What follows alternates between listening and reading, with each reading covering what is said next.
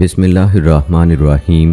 السلام علیکم ناظرین، کیا حضرت علی کرم اللہ وجہہ کی بیٹی کی شادی حضرت عمر رضی اللہ تعالی عنہ سے ہوئی تھی؟ یعنی سیدنا عمر رضی اللہ تعالی عنہ سیدنا علی رضی اللہ تعالی عنہ کے داماد تھے۔ سیدنا علی رضی اللہ تعالی عنہ کی کون سی بیٹی تھیں؟ کیا وہ سیدہ فاطمہ رضی اللہ تعالی عنہ کے بطن سے تھیں؟ صحیح روایات اور حوالہ جات کے ساتھ آپ کو بتائیں گے سیدنا علی رضی اللہ تعالی عنہ کا حضرت عمر بن خطاب رضی اللہ تعالی عنہ کے دور خلافت میں کیا کردار تھا اور کس طرح اہم فیصلوں میں سیدنا عمر رضی اللہ تعالی عنہ کی مدد کرتے تھے، اور کئی ایسے فیصلے تھے جو حضرت عمر رضی اللہ تعالی عنہ نے سیدنا علی رضی اللہ تعالی عنہ کی رائے کی وجہ سے تبدیل کر دیے تھے، وہ بھی آپ کو بتائیں گے۔ سیدنا عمر رضی اللہ تعالی عنہ حضرت علی رضی اللہ تعالی عنہ ان کی اولاد اور اہل بیت کا کتنا احترام کرتے تھے، یہ بھی آپ کو بتائیں گے۔ اور ناظرین کرام، ویڈیو کے آخر میں آپ کو بتائیں گے کہ کیسے سیدنا علی رضی اللہ تعالی عنہ اور حضرت حسن و حسین رضی اللہ تعالی عنہ اور ان کی اگلی اولاد نے سیدنا عمر بن خطاب رضی اللہ تعالی عنہ، سیدنا ابو بکر صدیق رضی اللہ تعالی عنہ اور سیدہ عائشہ صدیق رضی اللہ تعالی عنہ سے محبت کا اظہار کرتے ہوئے اپنے بچوں کے نام ان کے ناموں پر رکھے۔ ناظرین، آج ہمیں بھی اپنے بچوں کے نام خلفائے راشدین، صحابہ کرام رضوان اللہ اجمعین، امہات المومنین اور تمام اہل بیت اور ان کی اولاد کے ناموں پر رکھ کر ان سے محبت کا اظہار کرنا چاہیے۔ تو چلیے ناظرین، آغاز کرتے ہیں اپنی آج کی اس ویڈیو کا، اور سب سے پہلے بات کرتے ہیں کہ کیا سیدنا عمر رضی اللہ تعالی عنہ نے سیدنا علی رضی اللہ تعالی عنہ کی بیٹی سے شادی کی تھی؟ اس حوالے سے صحیح روایات کیا ہیں، آئیے اس حوالے سے آپ کو بتاتے ہیں۔ ناظرین، حضرت عمر بن خطاب رضی اللہ تعالی عنہ کی درخواست پر حضرت علی بن ابی طالب رضی اللہ تعالی عنہ نے اپنی صاحبزادی ام کلثوم رضی اللہ تعالی عنہ، جو کہ فاطمہ رضی اللہ تعالی عنہ بنت رسول صلی اللہ علیہ وآلہ وسلم کے بطن سے ہیں، آپ رضی اللہ تعالی عنہ سے بیعہ دی۔ انہوں نے سیدنا عمر رضی اللہ تعالی عنہ کو یہ اعزاز ان کے حسن سیرت اور ان کے اعلیٰ محاسن کے اعتراف میں بخشا۔ اس بابرکت شادی سے یہ اظہار کرنا بھی مطلوب تھا کہ حضرت عمر رضی اللہ تعالی عنہ اور حضرت علی رضی اللہ تعالی عنہ کے مابین نہایت مضبوط خوشگوار تعلقات ہیں۔ اس مبارک شادی سے عزت و شوکت والی امت مسلمہ کے دشمنوں کے دل جل گئے اور ان کی ناک خاک آلود ہوئی۔ اور دوستو، آپ کو بتاتے چلیں کہ اس کی روایات اہل تشیع اور اہل سنت دونوں کی کتابوں میں موجود ہیں۔ شیعہ و اہل بیت، حوالہ نمبر 105۔ حضرت عمر رضی اللہ تعالی عنہ کے دل میں رسول اللہ صلی اللہ علیہ وآلہ وسلم سے قرابت کی وجہ سے اہل بیت کے لیے ایسی خاص محبت موجزن تھی جو کسی اور کے لیے نہیں تھی۔ رسول اللہ صلی اللہ علیہ وآلہ وسلم نے اہل بیت اکرام و احترام اور ان کے حقوق کا خیال رکھنے کی وصیت فرمائی تھی۔ اسی وجہ سے حضرت عمر رضی اللہ تعالی عنہ نے حضرت علی رضی اللہ تعالی عنہ اور حضرت فاطمہ رضی اللہ تعالی عنہ کی صاحبزادی سیدہ ام کلثوم سے نکاح کی استدعا کی اور ان سے بدرجہ غایت محبت کا اظہار کرتے ہوئے کہا، اللہ کی قسم، روئے زمین پر کوئی نہیں جو ام کلثوم کے ساتھ حسن سلوک کا ایسا اہتمام کر سکے جو میں کروں گا۔ حضرت علی رضی اللہ تعالی عنہ نے ان کی مکمل تائید فرمائی۔ عمر رضی اللہ تعالی عنہ مہاجرین کی طرف متوجہ ہوئے اور مسرت بھرے لہجے میں فرمایا، مجھے مبارکباد دو۔ پھر فرمایا، میں نے یہ شادی اس لیے کی ہے کہ میں نے نبی اکرم صلی اللہ علیہ وآلہ وسلم سے سنا تھا کہ قیامت کے روز ہر سبب اور نسب ختم ہو جائے گا، مگر جو سبب میری وجہ سے اور جو نسب مجھ سے متعلق ہوگا وہ برقرار رہے گا۔ اس لیے میری تمنا تھی کہ میرے اور رسول اللہ صلی اللہ علیہ وآلہ وسلم کے درمیان کوئی سببی تعلق بھی موجود ہو۔ تمام اہل تاریخ، اہل انساب، شیعہ کے تمام محدثین، فقہاء اور مناظرین اور ان کے خیال میں تمام ائمہ معصومین نے اس شادی کی تصدیق کی ہے اور اسے صحیح قرار دیا ہے۔ اسلم العدوی سے روایت ہے، وہ کہتے ہیں، نبی اکرم صلی اللہ علیہ وآلہ وسلم کی رحلت کے بعد جب حضرت ابو بکر صدیق رضی اللہ تعالی عنہ کی بیعت ہوئی تو حضرت علی رضی اللہ تعالی عنہ اور زبیر رضی اللہ تعالی عنہ سیدہ فاطمہ رضی اللہ تعالی عنہ کی خدمت میں گئے تاکہ ان سے مشورہ کریں۔ حضرت عمر رضی اللہ تعالی عنہ کو یہ خبر ملی تو وہ بھی پہنچ گئے اور وہ اجازت لے کر حضرت فاطمہ رضی اللہ تعالی عنہ کی خدمت میں آئے اور کہا، اے رسول اللہ صلی اللہ علیہ وآلہ وسلم کی دختر نیک اختر، آپ کے والد گرامی صلی اللہ علیہ وآلہ وسلم سے بڑھ کر ساری دنیا میں ہمیں کوئی محبوب نہیں، اور ان کے بعد ہمارے نزدیک آپ سے زیادہ کوئی مکرم و محبوب نہیں۔ پھر حضرت عمر رضی اللہ تعالی عنہ نے سیدہ فاطمہ رضی اللہ تعالی عنہا کی خدمت میں اپنی گزارشات پیش کیں۔ ان کی گفتگو کے بعد علی رضی اللہ تعالی عنہ اور زبیر فاطمہ رضی اللہ تعالی عنہا کی خدمت میں پہنچے تو سیدہ نے فرمایا، تم دونوں راہ راست کی طرف واپس چلے جاؤ۔ پھر وہ دونوں بیعت کرنے کے بعد ہی واپس آئے۔ یہ وہ صحیح اور ثابت روایت ہے جو صحیح سند کے ساتھ ساتھ اس مقدس نسل کے لوگوں کے ساتھ کامل مطابقت رکھتی ہے۔ پھر اللہ تعالیٰ نے بھی انہیں پاک باز قرار دیا ہے۔ ناظرین کرام، حضرت علی رضی اللہ تعالی عنہ حضرت عمر رضی اللہ تعالی عنہ کے دور خلافت میں مجلس شورا کے بڑے ممتاز رکن تھے، بلکہ مشیر اعلیٰ تھے۔ حضرت عمر رضی اللہ تعالی عنہ حضرت علی رضی اللہ تعالی عنہ کی فضیلت، تفقہ اور دانائی کے معترف تھے۔ ان کے بارے میں ان کی رائے بہت اچھی تھی۔ یہ بات ان کے اس قول سے ثابت ہے کہ یعنی ہمارے مابین فیصلہ کرنے کی سب سے اچھی صلاحیت کے حامل علی رضی اللہ تعالی عنہ ہیں۔ مسروق کہتے ہیں، لوگ 6 رجال کبار سے علم حاصل کیا کرتے تھے: سیدنا عمر رضی اللہ تعالی عنہ، علی رضی اللہ تعالی عنہ، عبداللہ بن مسعود رضی اللہ تعالی عنہ، ابو موسیٰ اشعری رضی اللہ تعالی عنہ، زید بن ثابت رضی اللہ تعالی عنہ اور ابی بن کعب رضی اللہ تعالی عنہ۔ مسروق مزید کہتے ہیں، میں نے اصحاب محمد صلی اللہ علیہ وآلہ وسلم کو قریب سے دیکھا تو اس نتیجے پر پہنچا کہ ان کا علم ان 6 حضرات پر ختم ہو جاتا ہے: عمر، علی، عبداللہ بن مسعود، ابو درداء، ابی بن کعب اور زید بن ثابت رضی اللہ تعالی عنہم۔ پھر میں ان 6 اصحاب کے قریب ہوا، میں نے دیکھا کہ ان کا علم ان 2 ہستیوں پر ختم ہو جاتا ہے: علی رضی اللہ تعالی عنہ اور عبداللہ بن مسعود رضی اللہ تعالی عنہ۔ علی رضی اللہ تعالی عنہ ان مقرب شخصیات میں سے تھے جو اپنے صاحب رائے دینے میں کسی بخل سے کام نہیں لیتے تھے اور ان مسائل کا حل تلاش کرنے کے لیے ان سے مل کر کوشش کرتے تھے جن کے بارے میں نص وارد نہیں ہے۔ وہ جدید اسلامی ریاست کے امور منظم کرتے تھے۔ اس پر بہت سے شواہد ملتے ہیں، ان میں سے چند امور کا تذکرہ آئیے ہم کرتے ہیں۔ دوستو، حضرت علی رضی اللہ تعالی عنہ نے دیوانی عورت کو رجم سے بچایا۔ حضرت عمر رضی اللہ تعالی عنہ کے پاس ایک عورت لائی گئی، اس نے بدکاری کا ارتکاب کیا تھا۔ انہوں نے اس کو رجم کرنے کا حکم دیا۔ صحابہ اس کو رجم کرنے کے لیے لے جا رہے تھے کہ راستے میں حضرت علی رضی اللہ تعالی عنہ ملے۔ انہوں نے پوچھا، یہ کیا معاملہ ہے؟ بتایا گیا اس عورت نے زنا کیا ہے اور عمر رضی اللہ تعالی عنہ نے اسے رجم کرنے کا حکم دیا ہے۔ حضرت علی رضی اللہ تعالی عنہ نے اس عورت کو رجم کرنے سے روکا اور اسے واپس لے جانے کی تاکید فرمائی۔ وہ لوگ حضرت عمر رضی اللہ تعالی عنہ کے پاس واپس آ گئے۔ حضرت عمر رضی اللہ تعالی عنہ نے پوچھا، واپس کیوں آ گئے ہو؟ انہوں نے کہا، حضرت علی رضی اللہ تعالی عنہ نے ہمیں واپس بھیج دیا ہے۔ تو سیدنا عمر رضی اللہ تعالی عنہ فرمانے لگے، حضرت علی رضی اللہ تعالی عنہ نے یہ اقدام بلا وجہ نہیں کیا۔ انہوں نے حضرت علی رضی اللہ تعالی عنہ کو بلا بھیجا۔ وہ خفگی کے عالم میں آئے۔ عمر رضی اللہ تعالی عنہ نے پوچھا، کیا ہوا؟ آپ نے ان لوگوں کو واپس بھیج دیا؟ حضرت علی رضی اللہ تعالی عنہ نے فرمایا، کیا آپ نے رسول اللہ صلی اللہ علیہ وآلہ وسلم کی یہ حدیث نہیں سنی کہ 3 قسم کے لوگ مفروع القلم ہیں؟ ایک نیند کی حالت میں حتیٰ کہ بیدار ہو جائے، دوسرا نابالغ یہاں تک کہ بالغ ہو جائے، اور تیسرا دیوانگی میں مبتلا شخص یہاں تک کہ عقل و شعور کی حالت میں آ جائے۔ عمر رضی اللہ تعالی عنہ نے کہا، جی ہاں، میں نے یہ حدیث سنی ہے۔ علی رضی اللہ تعالی عنہ نے فرمایا، یہ فلاں قبیلے کی عورت ہے جو دیوانگی اور جنون کا شکار ہے۔ جب اس شخص نے اس سے بدکاری کی ہے، شاید یہ اس وقت دیوانگی کے عالم میں مبتلا ہو۔ حضرت عمر رضی اللہ تعالی عنہ نے فرمایا، مجھے یہ بات معلوم نہیں۔ حضرت علی رضی اللہ تعالی عنہ نے فرمایا، یہ تو مجھے بھی معلوم نہیں۔ بالآخر اسے بری کر دیا گیا۔ دوستو، سیدنا عمر رضی اللہ تعالی عنہ کے انتظامی اور مالی اداروں کے بارے میں سیدنا علی رضی اللہ تعالی عنہ کے مشورے بڑے کارآمد تھے۔ حضرت ابو بکر صدیق رضی اللہ تعالی عنہ کے بعد حضرت عمر رضی اللہ تعالی عنہ مسلمانوں کے امور کے ذمہ دار بنے تو ایک عرصے تک بیت المال سے کچھ نہیں لیا۔ اسی طرح ان کے شب و روز انتہائی عسرت سے گزرنے لگے۔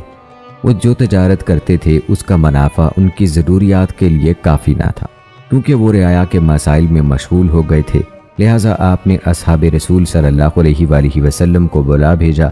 इस बारे में उनसे मशवरा किया। आपने कहा, मैं रियासत के अमूर में मसरूफ़ हो गया हूँ, अब अगर मैं कुछ लूँ तो क्या ये सही होगा? उस्मान बिन अफ़ान रज़ियल्लाहु ताला अन्हु ने फरमाया, आप अपने और घर वालों के अखराजात बैतुल माल से ले सकते हैं। हज़रत सईद बिन ज़ैद बिन अमर बिन नफ़ील ने भी यही राय दी।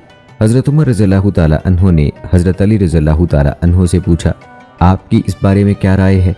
उन्होंने फरमाया, आप सुबह के खाने और शाम के खाने के मुसारिफ ले लें।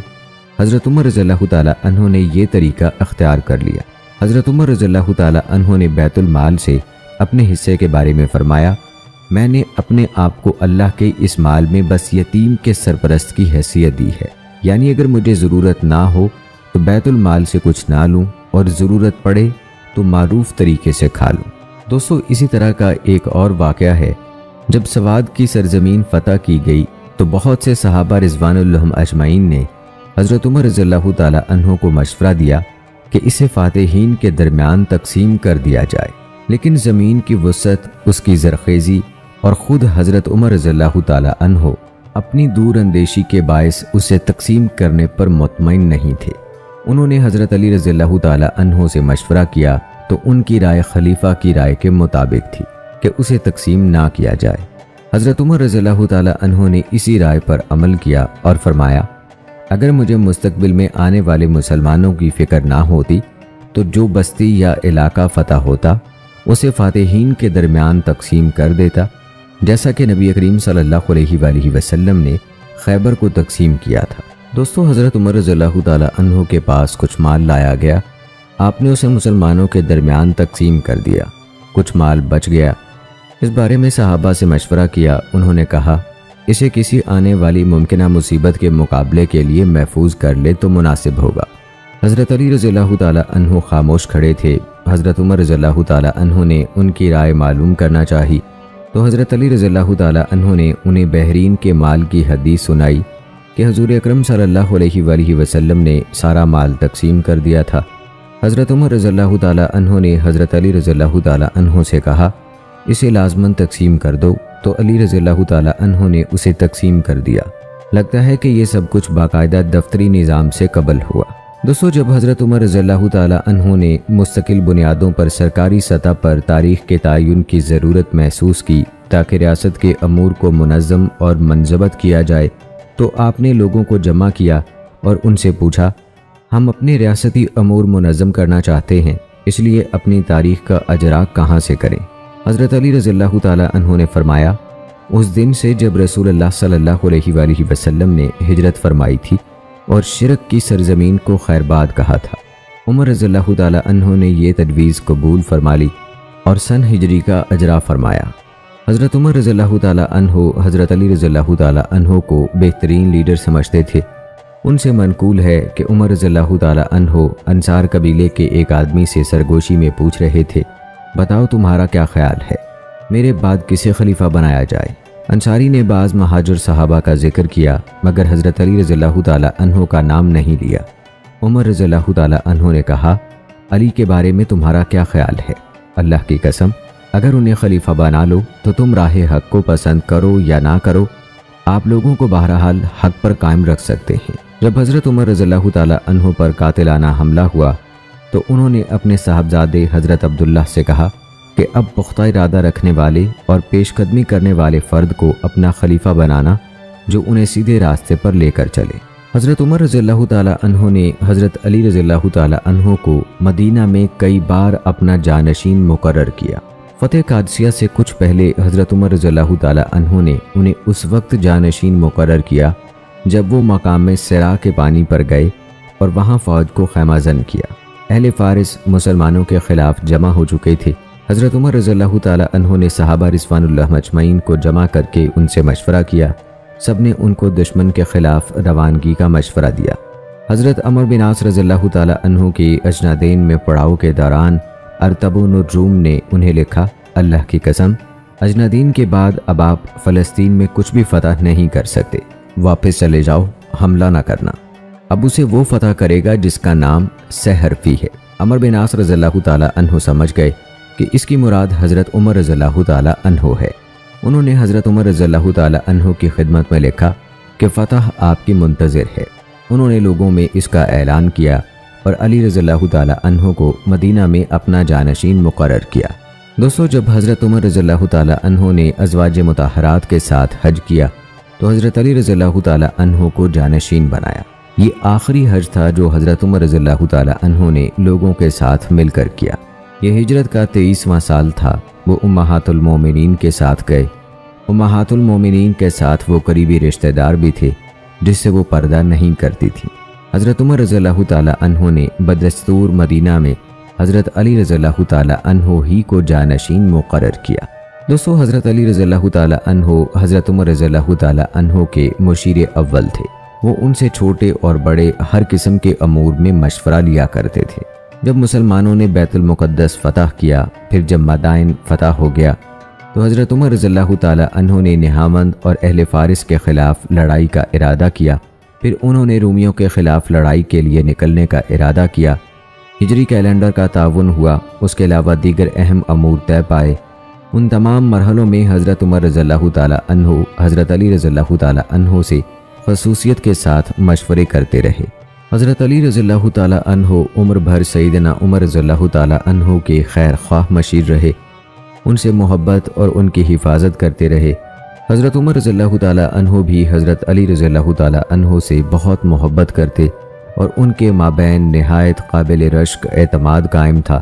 لیکن اس کے باوجود دشمنان اسلام کو اصرار ہے کہ وہ تاریخ میں آراستہ جھوٹ کے تورما باندھیں اور ایسی روایات بیان کریں جو ان کے مزاج اور مسلک و مشرب سے مناسبت رکھتی ہیں۔ وہ خلفائے راشدین کے دور کی اس طرح تصویر کشی کرتے ہیں گویا ان میں سے ہر ایک دوسرے کے لیے آسانی والی مصیبت کا منتظر ہے تاکہ وہ اس پر ٹوٹ پڑے۔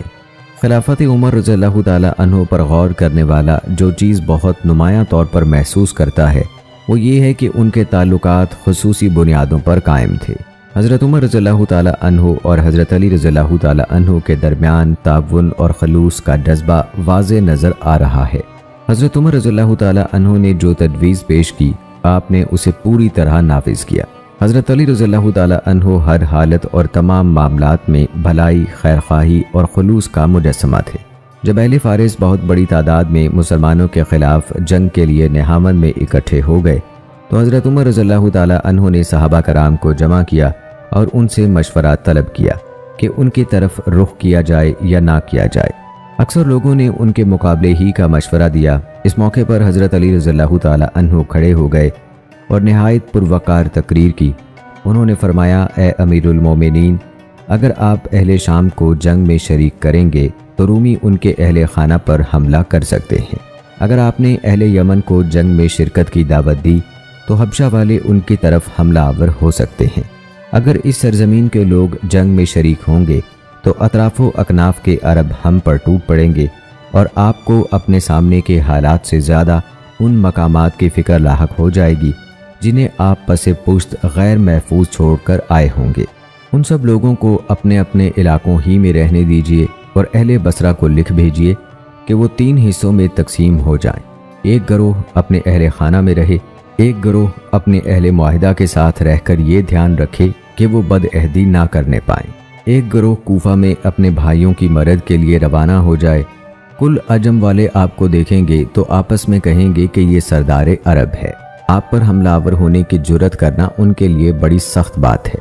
البتہ آپ کا یہ کہنا کہ اہل فارس مسلمانوں سے لڑنے کے لیے چل پڑے ہیں تو یاد رکھیے اللہ تعالیٰ ان کی پیش قدمی کو آپ سے زیادہ برا سمجھتا ہے، اور جس چیز کو اللہ رب العزت برا سمجھے اسے روکنے پر وہ قادر مطلق زبردست قدرت رکھتا ہے۔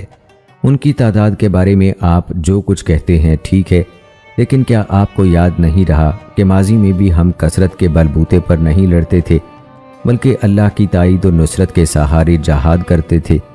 حضرت عمر رضی اللہ تعالی عنہ نے کہا، میں آپ کی رائے کو پسند کرتا ہوں اور اسی پر عمل کروں گا۔ تاریخ کے اوراق میں یہ حقیقت سورج کی کرنوں سے زیادہ روشن نظر آتی ہے کہ حضرت عمر رضی اللہ تعالی عنہ کے دور خلافت تک ہی نہیں بلکہ حضرت علی رضی اللہ تعالی عنہ کے دور خلافت تک تمام صحابہ کرام ایک محکم اجتماعیت کی شکل اختیار کیے ہوئے تھے اور پوری طرح متحد تھے۔ کسی کے ذہن میں خلافت کے بارے میں یا خلافت کے زیادہ حقدار ہونے کے حوالے سے کوئی واہمہ موجود نہیں تھا۔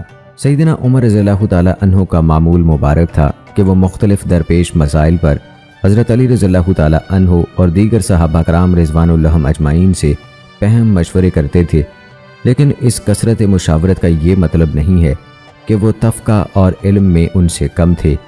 صحیح احادیث سے معلوم ہوتا ہے کہ وہ علم اور دین میں کامل اور دانش و بینش سے آراستہ بلند مرتبہ شخصیت تھے۔ باہمی مشاورت سے ان کا لگاؤ امت مسلمہ میں باہمی اتحاد اور ہم آہنگی کا جذبہ بڑھانے اور اپنے بعد آنے والے حکام کو مشورے کے ذریعے امور مملکت انجام دینے کا سبق سکھانے کے لیے تھے۔ وہ سب کو اظہار رائے کی مکمل آزادی دیتے تھے، کسی پر اپنی رائے تھوپنے سے پرہیز فرماتے تھے۔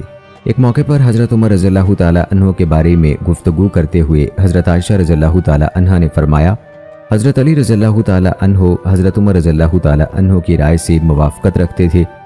عمر رضی اللہ تعالیٰ عنہ ان سے کثرت کے ساتھ مشاورت کرتے تھے۔ اس سلسلے میں حضرت علی رضی اللہ تعالیٰ عنہ نے فرمایا، عمر رضی اللہ تعالیٰ عنہ مجھ سے مشاورت کرتے ہیں تو میری ایک رائے ہوتی ہے اور ان کی ایک اور رائے ہوتی ہے، اور میں حضرت عمر رضی اللہ تعالیٰ عنہ سے موافقت کیے بغیر نہیں رہ سکتا۔ دوستو، حضرت عمر رضی اللہ تعالیٰ عنہ آل رسول صلی اللہ علیہ وآلہ وسلم کا بے حد احترام کرتے تھے، انہیں اپنے بیٹوں اور اپنے خاندان پر ترجیح دیتے تھے۔ حضرت حسین بن علی رضی اللہ تعالیٰ عنہ سے روایت ہے کہ ایک دن حضرت عمر رضی اللہ تعالیٰ عنہ نے مجھ سے فرمایا، پیارے بیٹے، کبھی ہمارے پاس بھی ملاقات کے لیے آؤ۔ ایک دن میں چلا گیا، وہ حضرت معاویہ رضی اللہ تعالیٰ عنہ کے ساتھ علیحدہ بیٹھے تھے۔ ان کا بیٹا عبداللہ بن عمر رضی اللہ تعالیٰ عنہ اجازت نہ ملنے کے باعث باہر دروازے پر ہی رکا ہوا تھا۔ یہ صورتحال دیکھ کر میں واپس آ گیا۔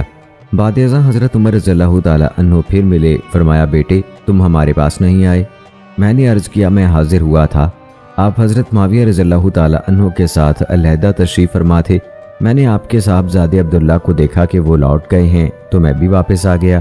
اس پر حضرت عمر رضی اللہ تعالیٰ عنہ نے فرمایا، بیٹے تم اجازت ملنے میں عبداللہ سے زیادہ حقدار ہو۔ پھر انہوں نے میرے سر پر اپنا ہاتھ پھیرا۔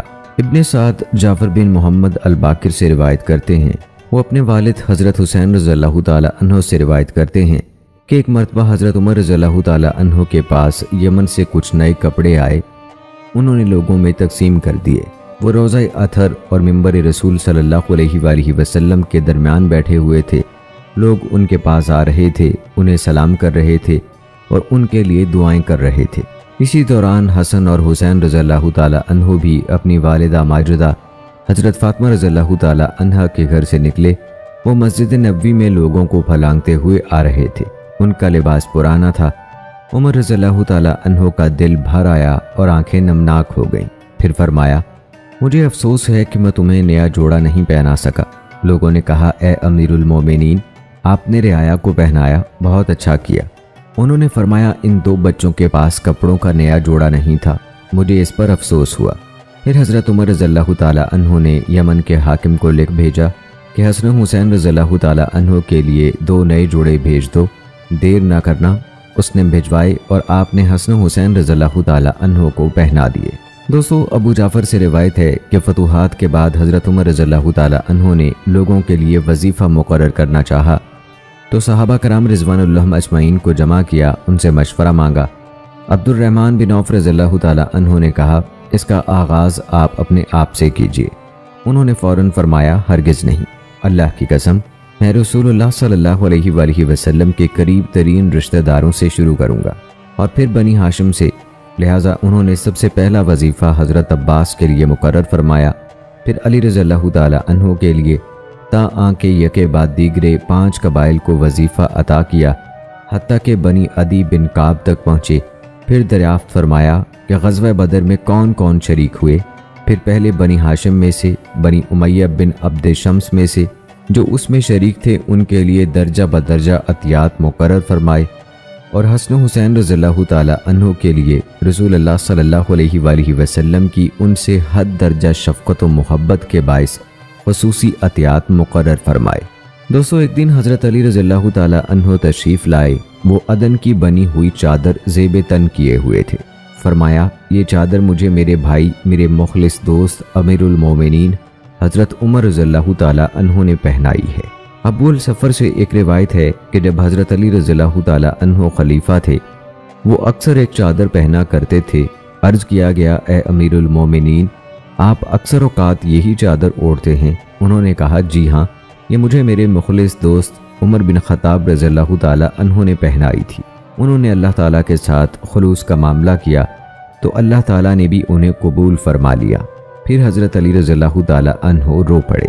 دوستو، حضرت عمر بن خطاب رضی اللہ تعالیٰ عنہ نے حضرت علی رضی اللہ تعالیٰ عنہ کو ینبع میں ایک جاگیر عطا فرمائی۔ پھر حضرت علی رضی اللہ تعالیٰ عنہ نے کچھ اور جاگیر بھی خریدی۔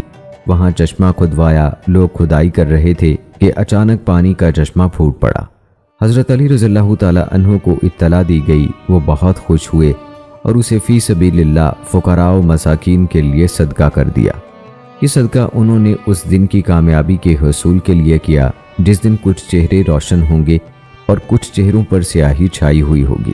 انہوں نے اللہ کی راہ میں اس صدقے کے بارے میں یہ تحریر لکھی، یہ علی بن ابی طالب رضی اللہ تعالیٰ عنہ کا اپنے مال کے بارے میں فیصلہ ہے۔ میں نے ینبع، وادی القرا، ازنیہ اور راہ کو اللہ کی راہ میں اس کی خوشنودی کی خاطر صدقہ کر دیا ہے۔ میں صرف اللہ کی رضا چاہتا ہوں، اسے اللہ تعالیٰ کی راہ میں ہر ضرورت کے لیے خرچ کیا جائے، حالت امن ہو یا حالت جنگ، دور و نزدیک کے کسی رشتہ دار کے ہاتھ یہ بیچا جائے، نہ کسی کو ہبہ کیا جائے۔ میں زندہ رہوں یا فوت ہو جاؤں، اس کا کوئی وارث نہیں ہوگا۔ اس عمل سے میرا واحد مقصد اللہ کی خوشنودی اور دار آخرت میں کامیابی کا حصول ہے۔ اللہ تعالیٰ اسے قبول فرمائے، وہی اس کا بہترین وارث ہے۔ یہ فیصلہ میرے اور اللہ عز و جل کے مابین ہے۔ اور آئیے ناظرین کرام، اب تذکرہ کرتے ہیں جب حضرت عمر رضی اللہ تعالیٰ عنہ نے حضرت علی رضی اللہ تعالیٰ عنہ کے تقرر کی سفارش کی تھی۔ جب حضرت عمر رضی اللہ تعالیٰ عنہ کو زہریلا خنجر مار کر زخمی کیا گیا تو وہ سمجھ گئے کہ اب وہ زندگی کو الوداع کہہ دیں گے۔ صحابہ کرام رضوان اللہ مجمعین ان کے پاس تیمارداری کے لیے مسلسل آ رہے تھے اور انہیں یہ کہہ رہے تھے کہ اے امیر المومنین، وصیت کر دیجئے اور کسی کو اپنا جانشین بنا دیجئے۔ انہوں نے فرمایا میں اس کا سب سے زیادہ حقدار ان لوگوں کے سوا کسی کو نہیں سمجھتا جن سے رسول اللہ صلی اللہ علیہ وآلہ وسلم وفات کے وقت راضی تھے۔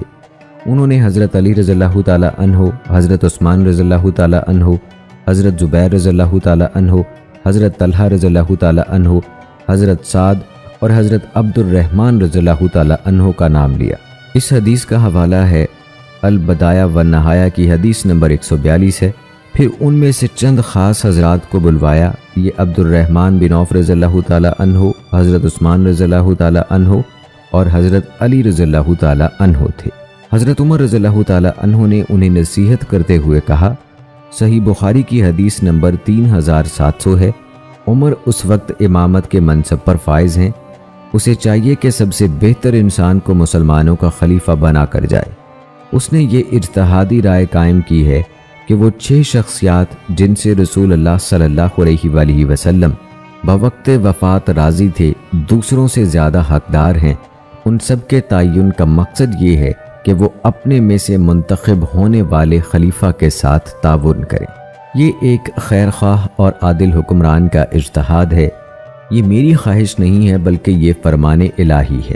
اللہ تعالیٰ نے سورہ شعراء میں فرمایا، مومنین اپنے معاملات آپس میں مشورے سے چلاتے ہیں۔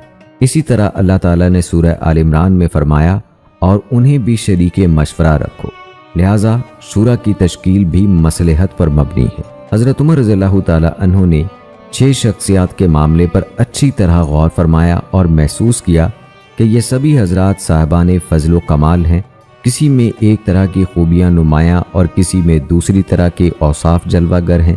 ان کا خیال تھا کہ اگر میں کسی ایک شخصیت کا تقرر کر دوں اور اس کے نتیجے میں کوئی خلل واقع ہو تو پھر اس کی نسبت میری طرف کی جائے گی، لہٰذا انہوں نے خوف الہی کے باعث کسی ایک فرد کو مقرر کرنے کا خیال ترک کر دیا۔ انہوں نے 2 مصلحتوں کو یکجا کر دیا، ایک یہ کہ ان میں زیادہ حقدار ہونے کے اعتبار سے کوئی برتر نہ تھا، اور حضرت عمر رضی اللہ تعالیٰ عنہ نے کسی ایک فرد کے تعین کو اس خیال سے ترک کر دیا، مبادہ مجھ سے اس میں کوئی کوتاہی سرزد نہ ہو جائے۔ اللہ کی طرف سے یہ فرض بہت ضروری ہے کہ بندہ حد الامکان احتیاط سے کام لے، انہوں نے جو کچھ کیا وہ انتہائی مصلحت کا تقاضا تھا۔ یہ نہیں کہا جا سکتا کہ انہوں نے 6 شخصیات کی شورا بنا کر اپنے پیشروؤں کی مخالفت کی، جیسا کہ شیعہ مکتبہ فکر کے لوگ دعویٰ کرتے ہیں، کیونکہ مخالفت کی 2 صورتیں ہیں، ایک تضاد والی مخالفت اور دوسری تنوع کی۔ حضرت عمر رضی اللہ تعالی عنہ نے جو کچھ کیا اس کا تعلق دوسری صورت سے ہے۔ تمام صحابہ رضوان اللہ مجمعین نے حضرت عمر رضی اللہ تعالی عنہ کے اجتہاد کو صحیح قرار دیا، کسی نے ان کی مخالفت نہیں کی۔ صحیح بخاری کی روایت کے مطابق ابن عباس رضی اللہ تعالی عنہ کہتے ہیں، جب حضرت عمر رضی اللہ تعالی عنہ کی میت لائی گئی اور رکھی گئی، جنازہ اٹھائے جانے سے پہلے لوگ ارد گرد کھڑے تھے اور دعا کر رہے تھے، میں بھی وہاں موجود تھا۔ اچانک کسی نے پیچھے سے میرے کندھے پکڑ لیے، میں نے دیکھا تو وہ علی بن ابی طالب رضی اللہ تعالی عنہ تھے۔ انہوں نے حضرت عمر رضی اللہ تعالی عنہ کے لیے اللہ کی رحمت کی دعا کی اور فرمایا، آپ میری نظر میں جو محبوب ترین چیز چھوڑ کر جا رہے ہیں وہ آپ کے نیک اعمال ہیں۔ اللہ کی قسم، مجھے یقین تھا کہ اللہ تعالیٰ آپ کو آپ کے دونوں ساتھیوں کی مصاحبت نصیب فرمائے گا، کیونکہ میں نبی اکرم صلی اللہ علیہ وآلہ وسلم سے اکثر یہی سنتا تھا کہ آپ صلی اللہ علیہ وآلہ وسلم یہی فرمایا کرتے تھے، میں ابو بکر و عمر رضی اللہ تعالی عنہ گئے، میں ابو بکر اور عمر رضی اللہ تعالی عنہ داخل ہوئے، میں ابو بکر اور عمر رضی اللہ تعالی عنہ باہر نکلے۔ اسی طرح دوستو کئی جگہ پر حضرت عمر رضی اللہ تعالی عنہ کے بارے میں حضرت علی رضی اللہ تعالی عنہ کے فرمان بھی ملتے ہیں۔ بلا شبہ عمر رضی اللہ تعالی عنہ راہ راست پر تھے۔ حضرت عمر رضی اللہ تعالی عنہ کی وفات کے بعد بھی سیدنا علی رضی اللہ تعالی عنہ نے ان کی مخالفت نہیں کی۔ عبد خیر سے روایت ہے، وہ کہتے ہیں جب اہل نجران آئے تو میں امیر المومنین حضرت علی رضی اللہ تعالی عنہ کے بالکل قریب بیٹھا تھا۔ میں سوچ رہا تھا کہ اگر حضرت علی رضی اللہ تعالی عنہ حضرت عمر رضی اللہ تعالی عنہ کی کسی بات کی تردید فرمائیں گے تو آج کا دن ہوگا۔ راوی کہتے ہیں کہ وفد کے ارکان نے سلام کیا اور ان کے سامنے صف بنا کر بیٹھ گئے، پھر ان میں سے ایک شخص نے اپنی آستین میں ہاتھ ڈالا، ایک تحریر نکالی، حضرت علی رضی اللہ تعالی عنہ کے ہاتھ پر رکھ دی اور کہا، اے امیر المومنین، یہ مسودہ آپ کے ہاتھ کا لکھا ہوا ہے، جناب رسول اللہ صلی اللہ علیہ وآلہ وسلم نے لکھوایا تھا۔ راوی کہتے ہیں یہ تحریر دیکھ کر حضرت علی رضی اللہ تعالی عنہ کے آنسو ٹپک پڑے۔ انہوں نے اس وفد کے لوگوں کی طرف نظر اٹھائی اور فرمایا، اے اہل نجران، یہ وہ آخری تحریر ہے جو میں نے رسول اللہ صلی اللہ علیہ وآلہ وسلم کے سامنے لکھی تھی۔ ارکان وفد نے کہا، اس میں جو لکھا ہوا ہے وہ ہمیں دیجیے۔ انہوں نے فرمایا، میں اس بارے میں تمہیں اصل بات بتاتا ہوں۔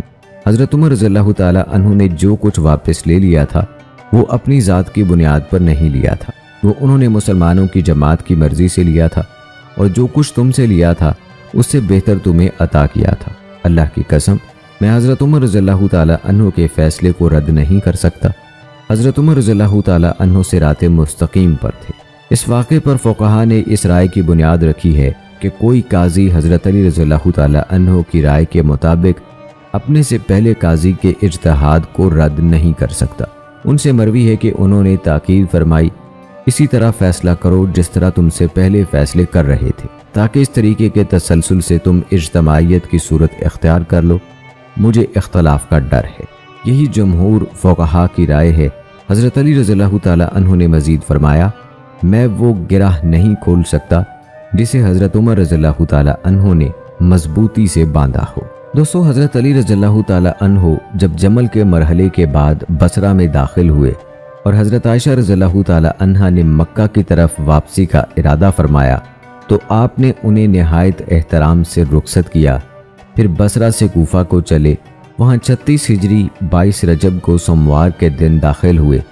ان سے عرض کیا گیا کہ کسرہ بیض میں قیام کریں تو فرمایا، ہرگز نہیں۔ حضرت عمر بن خطاب رضی اللہ تعالی عنہ وہاں قیام کرنا پسند نہیں کرتے تھے، اس لیے میں بھی ناپسند کرتا ہوں۔ پھر ایک کھلی جگہ قیام کیا اور مسجد میں 2 رکعت نماز ادا کی۔ دوستو، اگر بات کی جائے اہل بیت کی حضرت عمر رضی اللہ تعالی عنہ سے محبت کی، تو اہل بیت کو حضرت عمر رضی اللہ تعالی عنہ سے بڑی محبت تھی۔ اس کی دلیل یہ ہے کہ انہوں نے اپنے بیٹوں کے نام ان کے نام پر رکھے۔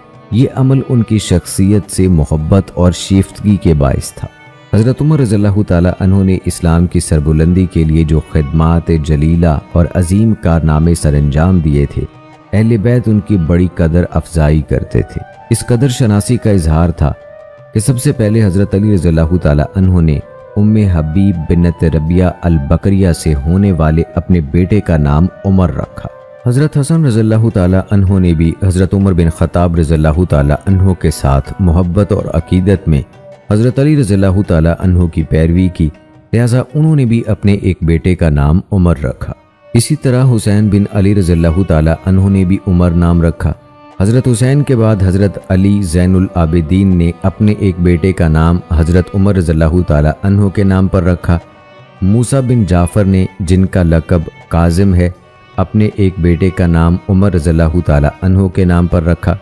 یہ وہ ائمہ اہل بیت ہیں جو نبی اکرم صلی اللہ علیہ وآلہ وسلم کے طریقے زندگی پر چلتے رہے اور اہل سنت والجماعت کے منہج اور ان کی پاکیزہ سیرت پر گامزن رہے۔ حضرت عمر رضی اللہ تعالی عنہ کی وفات کے بعد بھی مدت دراز تک ان کے لیے دل میں جو محبت اور تعلق خاطر تھا، حضرات اہل بیت اس کا اظہار کرتے رہے۔ حضرت عمر رضی اللہ تعالی عنہ، ابو بکر اور عثمان رضی اللہ تعالی عنہ کے نام اہل بیت کی اولاد میں سے جو مذہب حق یعنی اہل سنت کے عقیدے پر ہیں، ان میں ہمیشہ جاری و ساری رہے۔ ہاشمیوں کے وہ گھرانے جو کتاب و سنت پر عمل پیرا رہے، ان میں اولاد کے نام صحابہ کرام اور امہات المومنین کے نام پر رکھے جاتے تھے۔ انہوں نے طلحہ، عبد الرحمن، عائشہ اور ام سلمہ جیسے نام رکھے۔ دوستو، جو لوگ اس بات پر اعتراض کرتے ہیں، ہم ان کو دعوت دیتے ہیں کہ وہ حضرت علی رضی اللہ تعالی عنہ، حضرت حسن رضی اللہ تعالی عنہ اور حضرت حسین رضی اللہ تعالی عنہ اور دیگر ائمہ اہل بیت کی پیروی کریں اور اپنے بیٹوں اور بیٹیوں کے نام خلفائے راشدین اور امہات المومنین کے ناموں پر رکھیں۔ ہم ان سے امید رکھتے ہیں کہ وہ حضرات اہل بیت کے طریقہ کار کی اتباع کر کے اہل بیت سے اپنی محبت کے دعووں کا ثبوت دیں گے، یا وہ یہ بات ثابت کریں کہ حضرت حسن، حضرت حسین اور حضرت کاظم، حضرت موسیٰ بن جعفر نے اپنے بیٹوں کے نام حضرت عمر اور حضرت ابو بکر پر نہیں رکھے۔ دوستو، حضرت عمر رضی اللہ تعالی عنہ نے اہل فارس کے غنائم میں آنے والی شاہ فارس یزدگرد کی بیٹی حضرت حسین بن علی رضی اللہ تعالی عنہ کو عطا فرمائی۔ اسی عظیم خاتون نے زین العابدین علی بن حسین کو جنم دیا اور حضرت حسین کے بیٹوں میں ان کے سوا کوئی بھی باقی نہ رہا، اور حضرت حسین رضی اللہ تعالی عنہ کی نسل حضرت زین العابدین ہی کے ذریعے آگے بڑھی۔ جو بدنصیب لوگ عمر بن خطاب رضی اللہ تعالی عنہ کو برا بھلا کہتے ہیں، انہیں ایسے مذموم کام سے اجتناب کرنا چاہیے۔ اگر اللہ تعالیٰ کی ذات بابرکات کے بعد حضرت عمر رضی اللہ تعالی عنہ کا یہ کردار نہ ہوتا تو حضرت حسین رضی اللہ تعالی عنہ کی نسل کا سلسلہ ہی ختم ہو جاتا۔ حضرت عمر رضی اللہ تعالی عنہ نے غنائم میں آنے والی شاہ فارس کی دوسری بیٹی محمد بن ابی بکر کو مرحمت فرمائی۔ اسی طرح وہ حضرت حسین رضی اللہ تعالی عنہ کے ہم زلف ہوئے اور ان سے قاسم بن محمد پیدا ہوئے۔ اسی طرح قاسم بن محمد بن ابی بکر اور علی بن الحسین زین العابدین خالہ زاد بھائی قرار پائے۔ دوستو، حفص بن قیس راوی ہیں کہ میں نے عبداللہ بن الحسن سے جرابوں پر مسح کرنے کے بارے میں وضاحت چاہی تو انہوں نے فرمایا، میں تو مسح کرتا ہوں اور حضرت عمر بن خطاب رضی اللہ تعالی عنہ بھی مسح کرتے تھے۔ راوی کہتا ہے کہ حضرت عبداللہ بن حسن رضی اللہ تعالی عنہ سے میری یہ گفتگو اس وقت ہوئی جب وہ رسول اللہ صلی اللہ علیہ وآلہ وسلم کے روضہ اطہر اور ممبر کے درمیان تشریف فرما تھے۔ راوی نے کہا کہ میں نے ان سے عرض کیا، میں تو صرف یہ پوچھ رہا ہوں کہ کیا آپ مسح کرتے ہیں؟ انہوں نے فرمایا، اللہ کے بندے، میں تمہیں حضرت عمر رضی اللہ تعالی عنہ کے بارے میں بتا رہا ہوں اور تم مجھ سے میری رائے پوچھ رہے ہو۔ حضرت عمر رضی اللہ تعالی عنہ نہ صرف مجھ سے بہتر تھے بلکہ اپنے زمانے کے تمام روئے زمین کے لوگوں سے بہتر تھے۔ میں نے عرض کیا، اے ابو محمد، کچھ لوگ یہ خیال کرتے ہیں کہ آپ کی طرف سے یہ عمل تقیہ کے طور پر ہے۔ یہ سن کر انہوں نے فرمایا، اے اللہ، ظاہر و باطن ہر حال میں میرا یہی قول ہے، میرے بعد اس قول کے خلاف کسی کی بات نہ سننا۔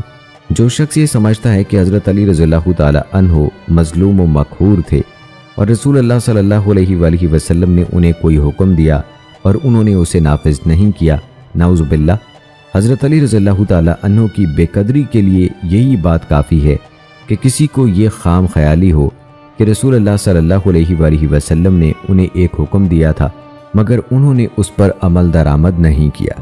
तो दोस्तों ये थी हमारी आज की वीडियो। उम्मीद करते हैं कि आपको पसंद आई होगी। आज की इस वीडियो के मुताल्लिक अपनी राय का इजहार कमेंट बॉक्स में लाजमी कीजिएगा। मुझे अगली वीडियो तक इजाज़त दीजिए। फ़ी अमानिल्लाह।